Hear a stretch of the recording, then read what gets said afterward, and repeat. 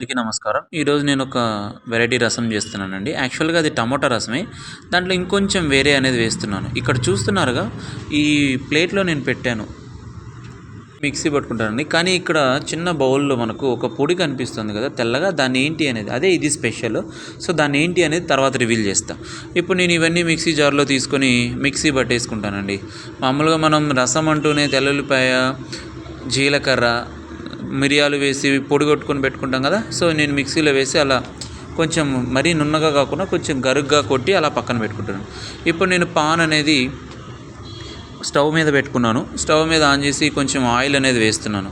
So దీనిలో oil వేసిన తర్వాత ఇందులో ఫస్ట్ నేను ఇవి కొంచెం అన్నీ బాయిల్ చేయడం కోసం ఫస్ట్ జీలకర్ర వేసాను. తర్వాత తెల్లుల్లిపాయ వేస్తున్నాను. సో తెల్లుల్లిపాయ తర్వాత నేను ఏం చేస్తానంటే ఇక్కడ ఒక ఎండుమిర్చి తగినంతగా తీసుకొని దాన్ని కూడా అందులో తుంచి వేసి ఇవంతా కొంచెం బాగా బాయిల్ అయ్యేంత వరకు కొంచెం గరిటె సాయంతో అటు ఇటు తిప్పుతానండి. సో మిరపకాయలు ఇవి బాయిల్ అయిన తర్వాత అందులో కొంచెం కరివేపాకు కూడా వేస్తాను. ఈ మిశ్రమాన్ని బాగా కొంచెంసేపు వేయించిన తర్వాత దీన్ని తీసి పక్కన పెట్టుకుంటా. మళ్ళీ అదే పాన్లో నేను ఏం చేస్తానంటే కట్ చేసిన టమోటా పీసెస్ని వేస్తాను. సో కట్ చేసిన టమోటా పీసెస్ని కూడా అందులో వేసి బాగా కొంచెం ఆయిల్లో బాయిల్ చేస్తానండి. సో ఎందుకు మీరు ఇదంతా చేస్తున్నారంటే చెప్పేస్తాను 1 మినిట్ ఆగితే అంతా చెప్పేస్తాను. సో ఇలా బాయిల్ చేస్తానండి. బాగా బాయిల్ అయిందా లేదా తెలియడం కోసం నేను గరిటె సాయంతో అలా దాని మీద ప్రెస్ చేస్తున్నాను. సో బాయిల్ అయిన తర్వాత ఇక్కడ ఒక బౌల్లో తీసుకున్నాను. చింతపండు ఆల్రెడీ ఒక బౌల్లో నానబెట్టి ఉంటానండి. అవన్నీ మిక్స్ చేసుకొని సో నేను చేత్తోనే బాగా కొంచెం వాటర్ వేసి బాగా పిసికేస్తానండి.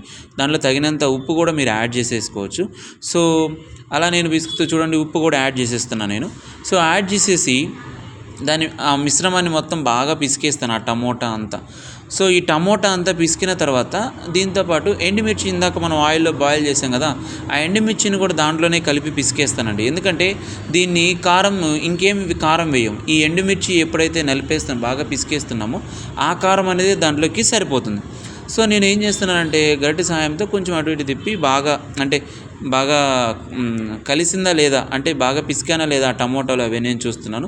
మళ్ళీ దీన్ని ఏం చేస్తున్నానంటే పాన్ అయితే ఏదైతే పెట్టానో అందులోనే ఆయిల్ ఉంటుంది కదా దాంట్లోనే వేసి చేస్తాను. కానీ నేను మళ్ళీ ఇక్కడ బౌల్లోకి తిప్పేస్తానండి. ఎందుకంటే ఆ పాన్ అనేది కొంచెం చిన్నదిగా ఉంది, రసం అనేది దాంట్లో సరిపోతుంది. నేను ఇది వేస్తున్నాను. ఇప్పుడు వేస్తున్నాను కదా, స్క్రీన్లో చూస్తున్నాను కదా, ఇదేంటంటే నేను ముందుగా కందిపప్పును కొంచెం బాగా బాయిల్ చేసి నార్మల్గానే వేయించి దాన్ని పొడి కొట్టి వేస్తున్నానండి. ఇలా టమోటా రసంలో అది వేస్తే చాలా టేస్టీ వస్తుందనే ఉద్దేశంతో నేను అలా కొత్తగా ట్రై చేశాను. దీంతోపాటు ఇందాక ఇంగువ కూడా కొంచెం వేసేసానండి.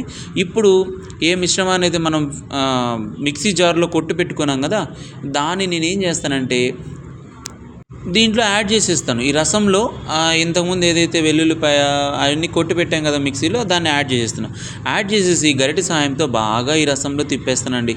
తిప్పిన తర్వాత బాగా ఇలా బాయిల్ అవుతుంది కదా, ఇలా బాయిల్ అయిన తర్వాత ఫైనల్ టచ్ కోసం నేను కొత్తిమీర వేసేస్తున్నాను. సో ఎప్పుడు కానీ రసం అనేది ఇలా ఉడుకుతున్నప్పుడు అక్కడికి ఆపేసేయాలండి. ఇంతకంటే ఎక్కువ బాయిల్ అయితే అది చేదైపోతుంది. ఎలా ఉంది మా రసం చూసి చెప్పేయండి.